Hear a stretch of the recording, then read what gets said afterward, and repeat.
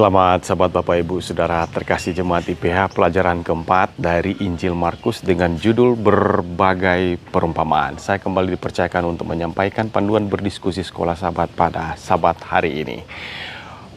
Pertanyaan berikut ini akan memandu kita berdiskusi adalah perumpamaan-perumpamaan mana sajakah yang menjadi penekanan pelajaran pekan ini. Yang pertama, perumpamaan sang penabur. Diskusikanlah bagaimana pertumbuhan benih di setiap tanah yang berbeda dan bagaimana Yesus menafsirkannya. Itu yang menjadi fokus penekanan di Sabat petang, hari Minggu, dan hari Senin. Kemudian yang kedua, perumpamaan tentang pelita dan gantang.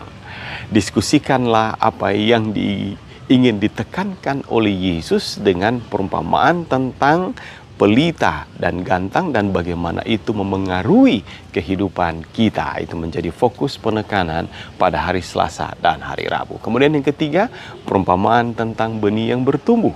Diskusikanlah apa yang menjadi penekanan penting dari dua perumpamaan benih yang bertumbuh. Yang pertama, benih yang kecil kemudian menjadi matang.